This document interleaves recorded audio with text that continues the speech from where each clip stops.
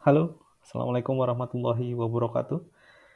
Bertemu kembali di tema Case Study in Management. Kita akan membahas tentang analisis lingkungan industri di case study kedua, manajemen strategik. Dalam case study kedua ini, kita akan membahas tentang case study yang bagus ya, teman-teman. Tentang case study-nya Body Shop. Tapi sebelumnya, teman-teman, saya harap sudah membaca dengan clear ya, sehingga kita bisa lanjut di slide berikutnya. Kita mulai dari key concept dulu seperti biasa ya. Analisis lingkungan industri atau ALI, kalau di nomenklaturnya di bahasa asingnya kita akan paham sebagai Porter's Five Forces. Porter Five Forces ini adalah pendekatan strategik yang biasanya digunakan untuk memahami struktur persaingan di dalam suatu industri. Artinya, industri di dalam area tertentu atau konteks tertentu, kemudian bagaimana persaingan di dalamnya. Kerangka ini digunakan untuk memahami khusus pada kekuatan persaingan dalam eh, antar perusahaan ya, antar perusahaan.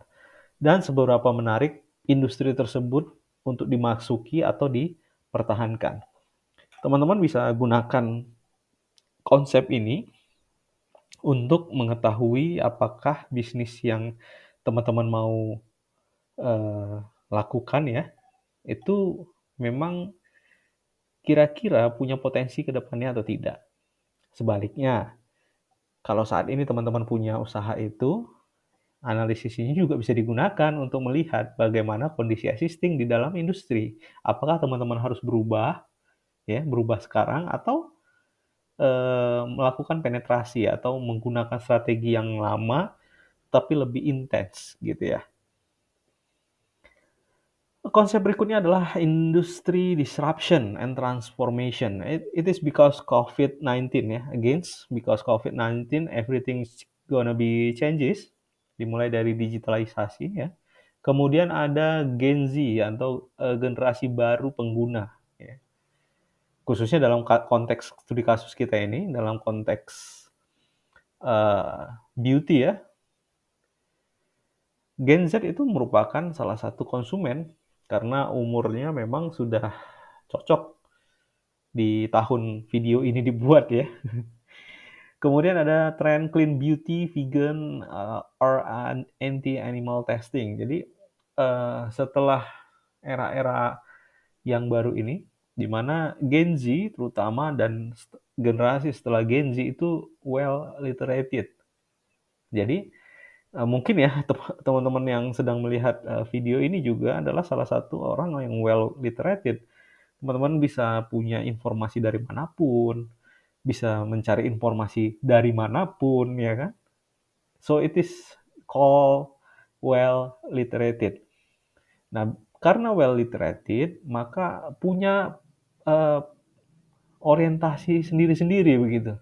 Ada yang suka clean beauty, ya kan? Ada yang suka vegan, no animal in the containment, atau ada yang suka produk karena ya memang ini tradisional dan sebagainya. Punya preferensi khusus. Ini yang menyebabkan industri kosmetik itu terdisrupsi banget ya. Merek-merek jadi banyak begitu ya kan. Pilihan jadi banyak. Kemudian siapapun bisa masuk jadinya seakan-akan ya, seakan-akan. Nanti kita analisis lebih lebih dalam lagi. Nah, ini penting karena salah satu komponen yang perlu diperhatikan oleh perusahaan untuk beradaptasi sebenarnya.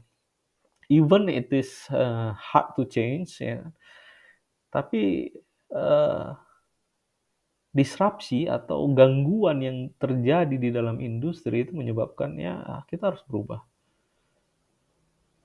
Konsep berikutnya adalah posisi dan diferensiasi dari produk. Dulu Body Shop ini dikenal dengan keunikannya yaitu produknya alami dan etis. Nah, alami dan etis itu sangat gampang ya kan. Siapapun bisa declare dia alami. Siapapun bisa declare dia etis. Selama alami dan etis, standarisasinya masih belum clear. Atau maksudnya ya belum ada ukuran tertentu yang memastikan ini tuh alami deh. Nah, tapi kalau kita menggunakan bahan alami satu saja, itu kita bisa klaim dia alami. Ini kan yang terjadi pada kondisi industri saat ini kan. Nah, ini akan menyebabkan kita punya posisi-posisi tertentu di dalam pasar. Nah, posisi tersebut akan menjadi kuat jika ya diikuti dengan strategi-strategi yang lain. Nah, salah satu strategi yang biasanya ya digunakan adalah diferensiasi. Dulu dengan segmentasi yang kuat seperti itu, mendiferensiasikan itu menjadi lebih kuat gitu kan. Tapi apakah itu relate dengan masa yang saat ini? Ini pertanyaannya. Baik, konsep berikutnya adalah generasi tadi ya, kita sudah bahas adanya Gen Z. Dulu mungkin pasar dari body shop itu adalah Gen X atau Gen Y ya, before Gen Z. Nah, karena Gen Z ada, maka ya pastilah ada perubahan kekuatan konsumen kan, karena setiap generasi itu punya embedded with segala sesuatu yang ada di lingkungannya kan. Oleh karena itu, dalam kasus saat ini, konsumen itu menjadi lebih kritis. Ya, tadi saya sudah jelaskan lagi kembali ya. Karena well iterated. Anak-anak Gen Z ini pahamnya lebih banyak sebenarnya daripada saya terutama yang generasi lebih tua. Sehingga lebih kritis, lebih sadar harga, dan teknologi saat ini tuh membuat mudah untuk membandingkan segala sesuatu. Oleh karena itu, yang dulunya loyalitas itu adalah salah satu variabel yang sering diasumsikan. Maka sekarang sudah tidak relevan lagi mengasumsikan loyalitas. Nah, nilai tambah dan pengalaman pengguna itu menjadi lebih penting. It is called service ya, service value. Jadi body shop yang dulunya memang kekeh dia menganggap bahwa konsumen ini akan loyal membeli tanpa memberikan value added dan service value added terhadap barangnya, ini akan menjadi goyang untuk konteks yang saat ini. Kita akan langsung melakukan analisis ya. Yang pertama dari analisis five factors. Yang pertama adalah kekuatan persaingan antar perusahaan. Industri rivalry. Ya, ini tingkat persaingan dalam industri skincare yang tinggi dan global. Ya, skincare ini high competitive product. Banyak brand lokal dan internasional bersaing di pasar yang sama. Contoh ya Body Shop, L'Oreal, SK2 ya, Wardah, Something ya, dan lain-lain. Saya kurang kurang paham kalau yang kayak gini-gini. Nah, kita hubungkan dengan kasus kita. The Body Shop mengalami tekanan yang kuat dari brand lokal ya. Terutama yang brand lokal yang digital. Ya, jadi brand yang muncul dari lokal dan dia memang digital dan sangat cocok untuk pangsa pasar yang saat ini. Kemudian ada lagi brand-brand Korea. Nah, brand Korea ini karena efek domino dari Korean Effect, ya ini menjadi lebih lebih mendorong, dan hebatnya lagi perusahaan-perusahaan pesaing ini mulai aware terhadap hal ini. Jadi menggunakan beauty vlogger atau beauty influencer atau uh, agensi ya dari Korea untuk menjajakan produknya menjadi pilihan. Dan ini menambah kuatnya persaingan. Kemudian yang kedua adalah ancaman ya. Threat of substitute. Nah, ini ancaman dari produk pengganti. Dulu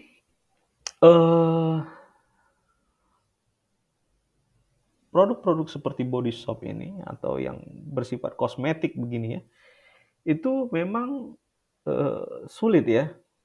Kalau sekarang produk herbal rumahan pun ya, ini bisa menjadi ancaman bagi kosmetik. Ada sekarang kan gerakan-gerakan yang cukup cuci muka dan menggunakan produk-produk alami tertentu ya, tradisional, tidak menggunakan bahan kosmetik yang berbahan kimia gitu. Nah, ini adalah produk substitusi nih. Kemudian ada produk lokal yang komposisinya mirip, tapi harganya jauh lebih murah. Atau ada nih yang baru nih, yang baru-baru di 2024-2025 nih, ada namanya kosmetik multifungsi. Jadi dia dulu kosmetik itu ya dibedakan antara makeup dengan skincare begitu kan. Saat ini ada yang eh, dipaketkan gitu ya. Jadi satu produk dia bisa dipakai sebagai skincare, bisa juga sebagai makeup. Nah, ini juga memperkuat persaingan nih. Daya tarik clean beauty yang ditonjolkan oleh Body Shop ini jadi nggak relate lagi akibat substitusi yang semakin banyak. Nah, ini di kasus yang ini ya. Nah, yang ketiga adalah ancaman pendatang baru. Nah, teknologi digital memudahkan munculnya brand baru, walaupun modalnya terbatas. E-commerce memungkinkan pendatang baru masuk tanpa barang fisik ya, atau tanpa toko sekalipun. Nah, yang berikutnya, teman-teman mungkin pasti tahu lah, di dalam bisnis kosmetik, yang paling sulit itu adalah memiliki pabriknya.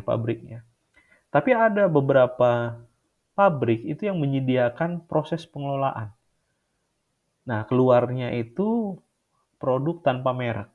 Jadi pendatang baru saat ini itu banyak yang menggunakan celah ini untuk membuat produknya masuk ke pasar. Sehingga siapapun sekarang bisa menjadi pengusaha kosmetik. Nah, karena hal itu, konsumen juga lebih terbuka dia jadinya dengan brand baru. Nah, ini membuat sistem-sistem seperti ini uh, membuat brand-brand besar itu harus memutar otaknya ya, bagaimana bisa menyaingi para pendatang baru ini. Baik, di analisis yang keempat adalah kekuatan pembeli atau bargaining power of buyers. Konsumen saat ini sangat sadar dengan harga dan kualitas. Mereka mudah membandingkan produk secara online ya kan, berdasarkan review dari influencer dan sebagainya. Loyalitas semakin menurun. Hubungan dengan kasus, konsumen kelas menengah di Amerika dan Kanada itu kan saat ini sedang mengalami inflasi ya, tekanan. Sehingga ini juga memperkuat sikap atau behavior dari konsumen untuk memilih secara selektif barang-barang yang akan digunakan. Kita akan analisis yang terakhir ya, kekuatan pemasok. Industri skincare sangat bergantung pada bahan baku seperti minyak esensial, ekstrak tumbuhan, dan kemasan ramah lingkungan. Jika bahan baku langka, maka harga pasti akan naik ya. Hubungan dengan kasus, kenaikan biaya bahan pokok atau bahan baku yang sifatnya alami karena pandemi dan inflasi ini membuat produk-produk seperti Body Shop ini pasti harganya akan meningkat. Nah, jadi teman-teman sudah tahu nih ya, kalau barangnya kosmetiknya itu cenderung murah, sedangkan bahan alami, minyak esensial dan kawan-kawan itu sedang menaik harganya, berarti produk tersebut pasti high in chemical product. Nah, itu logiknya ya. Kesimpulannya persaingan antar brand itu tingkat kekuatannya tinggi, produk pengganti itu sedang ke tinggi gitu ya. Ancaman pendatang baru tinggi, ancaman kekuatan pembeli tinggi, sedangkan pemasok sedang. Ini adalah petanya, peta kekuatannya. Dan ini harapan saya adalah jawaban dari studi kasus ini. Ini adalah hasil analisisnya.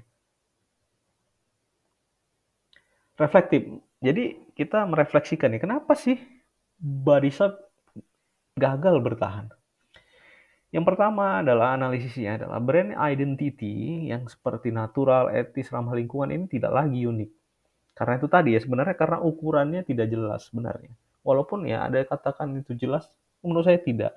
Karena tidak ada eh, dimensi atau variabel yang mengukurnya dengan baik. Dan ya, natural itu kan jadi norma di industri. Jadi semua produk ya harusnya natural gitu kan. Ramah lingkungan juga sudah harus kan. Jadi ya nggak jadi pembeda lagi. Yang kedua, mereka tidak cukup cepat beradaptasi dengan perubahan perilaku. Ini dia tadi ya yang saya aware di awal bahwa generasi yang menjadi pembeli itu bertambah generasinya. Oleh karena itu, ya harusnya sadar sebagai industri konsumennya bertambah, kemudian sifatnya berubah, jadi ya harusnya adaptasi dong. Yang terakhir adalah tekanan ekonomi ya, seperti inflasi, biaya, ini menyebabkan The Body Shop kalah saing dan ya tidak lagi berkuasa di segmen kosmetik seperti dulu.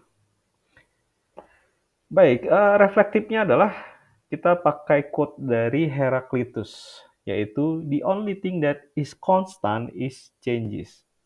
Jadi cuma perubahan lah yang keniscayaan. Ini sangat filosofi ya teman-teman, dan teman-teman bisa pakai untuk uh, di hati teman-teman bahwa yang pasti, yang jelas itu di hidup ini adalah perubahan. Oke teman-teman, terima kasih atas atensinya. Saya harap teman-teman paham, clear, dan bisa menggunakan apa yang kita bahas di episode kali ini menjadi pelajaran bagi teman-teman. Terima kasih atas atensinya. Billahi taufik walhidayah. Wassalamualaikum warahmatullahi wabarakatuh.